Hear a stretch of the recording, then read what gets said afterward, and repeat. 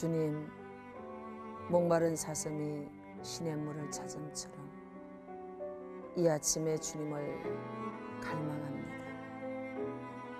머리에서부터 발끝까지 주님의 은혜로 채워지기만을 간절히 소망합니다.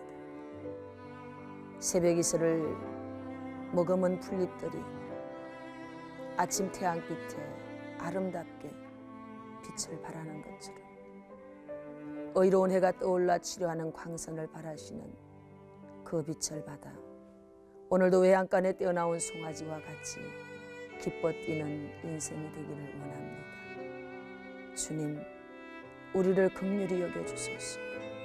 한량없는 은혜를 우리에게 부어주소서. 오직 주님만을 바라봅니다. 주님만을 의지합니다. 주님이 아니면 길이 없음을 너무나 잘 알고 있습니다. 오직 예수 그리스도가 답인 것을 잘 알고 있습니다. 우리의 손을 굳건하게 붙들어 주옵소서. 오직 그 손에 붙들림 바 되어서 이 험한 세상 승리하며 나아가기를 소원합니다. 예수님 이름으로 기도드립니다. 아멘.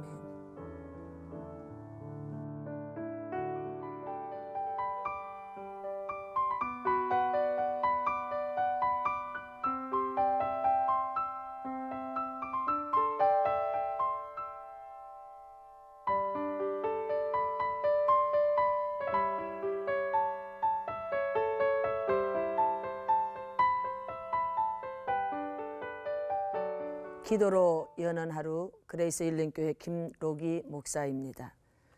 오늘 본문은 여호수아가 모세 뒤를 이어 지도자가 된 후 하나님으로부터 약속의 말씀을 받은 것입니다. 내가 형통하리라. 형통이라고 하는 뜻은 지혜롭게 행하다라고 하는 뜻을 가지고 있습니다. 모든 상황을 성공적인 결과물을 만들어낸다는 의미를 함께 가지고 있습니다. 이러한 축복이 담긴 형통한 자가 되는 방법은 새 사람으로 일어나야 되는 것입니다.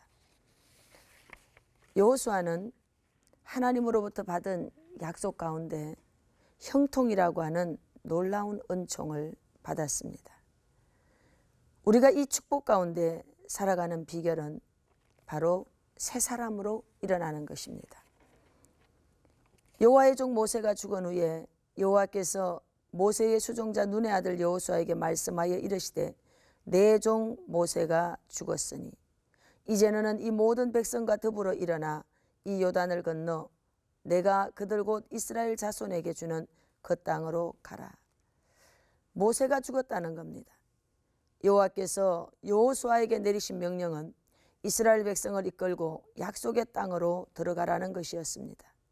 흥미로운 사실은 율법을 받았고 율법을 상징했던 모세가 약속의 땅에 들어갈 수 없었다는 점입니다. 율법은 우리를 하나님과의 온전한 관계로 인도할 수 없습니다. 우리 주변에는 하나님과의 관계를 율법이나 규칙, 어떤 표준 등을 사용하여 이루고자 하는 사람들이 많습니다. 율법주의적 신앙은 늘 죄의식에 매이게 만듭니다. 나쁜 짓을 하다가 주님이 오시면 나 어떡하지? 또는 삶 속에 기쁨을 전혀 누리지 못합니다. 자유로움이 없습니다. 강박증이 있고 쫓기는 기분이 늘 드는 것입니다. 그런데 은혜는 우리에게 기쁨과 평화를 주십니다. 봉사할 때도 율법주의에 매여 억지로 하는 것이 아닙니다. 기쁨으로 자원하는 마음으로 하게 됩니다.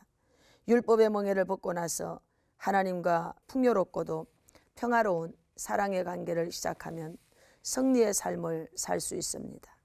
내 종 모세가 죽었으니 새로운 시대가 펼쳐지고 있습니다. 이제 이스라엘 백성이 광야의 시대를 끝내고 약속받은 가나안 땅의 시대로 들어가는 것입니다. 그 포문을 여는 서두에서 하나님은 단호하고도 엄격하게 말씀하시기를 내 종 모세가 죽었으니 이렇게 말씀하고 있습니다.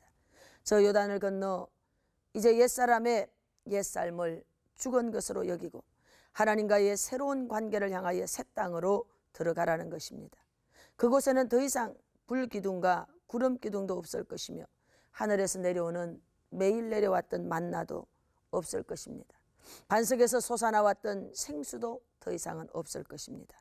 그러나 그들이 들어가야 될 하나님으로부터 약속받았던 가나안 땅은 젖과 꿀이 흐르는 옥토이므로 이제 그 땅의 열매를 먹을 수 있게 되었습니다. 그냥 들어가서 차지하기만 하면 되는 것입니다. 하나님께서 말씀하시기를 이제 이스라엘 백성에게 뭐라고 말씀하셨느냐? 모세에게 말한 바와 같이 너희 발바닥으로 밟는 곳은 내가 너희에게 주었노니 이렇게 말합니다. 주실 것이다 이게 아니에요. 주었다는 거죠. 하나님께서 저와 여러분들에게 약속하고 이미 주셨다라고 한 선물들이 굉장히 많이 있습니다. 그런데 사실 우리가 차지하지 못하고 누리지 못하고 사는 게 더 많이 있음이 안타깝습니다. 하나님의 은혜와 성령의 능력, 예수의 이름으로 내가 다시는 이것을 하지 않겠다라고 하기만 하면 얼마든지 돌아설 수 있는 옛 버릇들은 아직도 끝없이 우리의 뒷발꿈치를 잡고 우리를 계속 옛 생활의 종로로 타도록 만드는 것입니다. 이제 여러분과 저 앞에 새 땅이 열려 있습니다. 하나님께서 약속한 그 말씀을 믿고 들어가서 마음껏 그 땅을 누리며 살 수 있기를 바랍니다. 하나님께서는 저와 여러분에게 형통의 복을 주셨다고 말씀하고 있습니다. 곧 광야와 이 레바논에서부터 큰 강 유브라데까지 해쪽 속의 온 땅과 또 해지는 쪽 대해까지 너희의 영토가 되리라. 하나님께서 이 여호수아에게 약속한 이 땅은 안타깝게도 사실 이스라엘 백성으로는 한 번도 누려보지 못했습니다.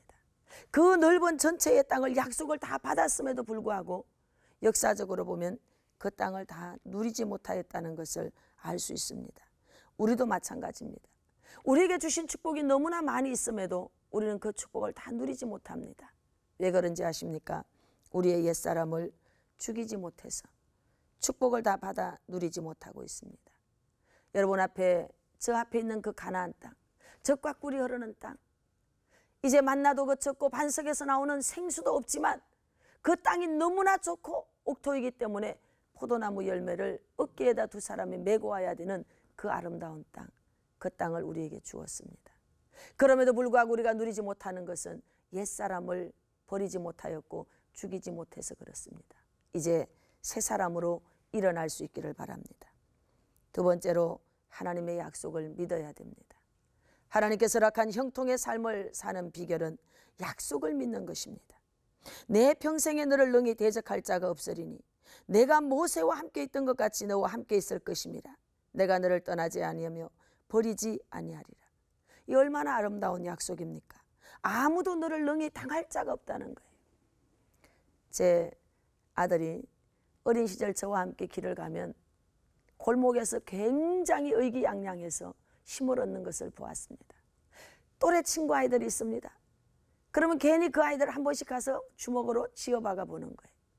제가 집으로 돌아와서 너 왜 그러니 그랬더니 엄마가 옆에 있으니까 힘이 나서 그래.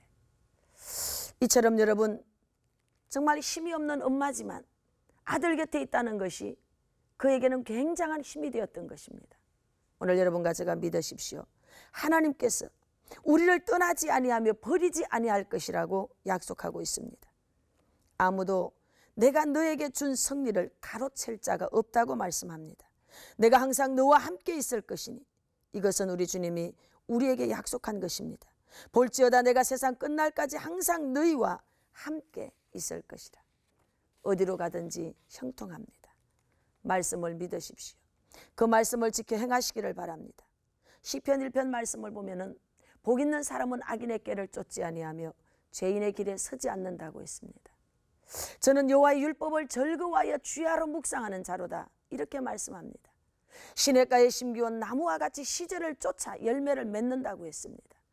누가 그와 같은 열매를 맺습니까? 하나님의 말씀을 쫓아 이 길을 내가 가야 되는지 가지 말아야 되는지 멈추어야 되는지 전진해야 되는지 이것을 깨달아 아는 자가 바로 하나님이 주시는 형통의 복을 받아서 누릴 수가 있습니다. 말씀을 믿으십시오. 말씀을 지켜서 행하십시오. 그러한 자의 삶 속에 전쟁이 끝이 나고 형통의 삶이 계속 펼쳐질 줄로 믿습니다. 세 번째로 마음을 강하게 하십시오. 마음을 담대하게 하시길 바랍니다. 우리는 매일매일 두려움과 싸우고 있습니다. 강력 본드와 같이 두려움은 우리의 마음에 붙어서 떨어지지를 않습니다. 참으로 흥미로운 것은 여호수아서 1장에서는 반복해서 여호수아에게 이렇게 말합니다. 너는 마음을 강하게 해라. 너는 마음을 강하게 하고 지극히 담대하게 하라. 6절과 7절과 9절에서 반복하게 이야기합니다. 모세가 없는 그 자리에 여호수아는 이스라엘 백성을 이끌어가야 되는 지도자로 일어났습니다. 300만 이스라엘 백성을 이끌어야 되는 막중한 책임을 가지고 일어났습니다. 얼마나 두려웠겠습니까? 우리는 종종 하나님께서 맡겨주시는 일을 하기에 앞서 그 일에 대한 어려움을 느끼며 두려워할 때가 있습니다. 때때로는 자신의 능력과 타인의 능력을 비교하면서 낙심하거나 두려워하게 됩니다. 하나님이 무슨 일을 맡겨주실 때 그것은 우리의 능력으로만 해야 되는 것은 아닙니다. 하나님께서는 감당할 능력을 이미 우리에게 주셨고 또 주실 줄로 믿습니다. 하나님께서 어떤 일을 맡기실 때 감당할 것 이상을 주시지 않습니다. 그러므로 결코 두려워할 필요가 없습니다. 하나님께서 예레미야를 10왕들에게 보낼 때 내 나이 17살인데 왕들이 내 말을 듣겠습니까? 하며 예레미야가 두려워했습니다. 그러나 하나님께서 그 손을 내밀어 예레미야의 입을 만지심으로 예레미야에게 능력을 주셨습니다. 이 두려움과 초조함을 없애는 비결은 임마누엘의 하나님을 믿는 것입니다. 하나님께서 살아서 우리와 함께하고 있습니다.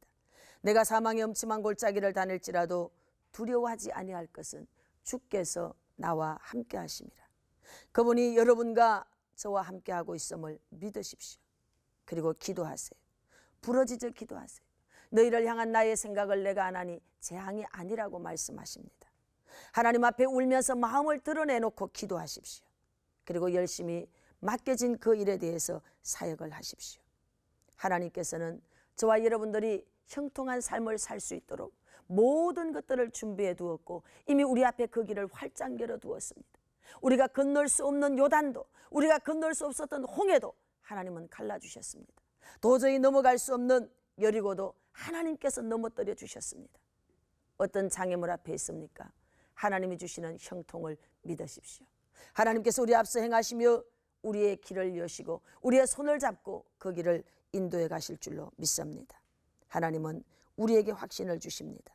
마음을 강하게 하시며 담대히 하십시오. 하나님께서 저와 여러분들에게 형통을 주리라고 약속하셨습니다.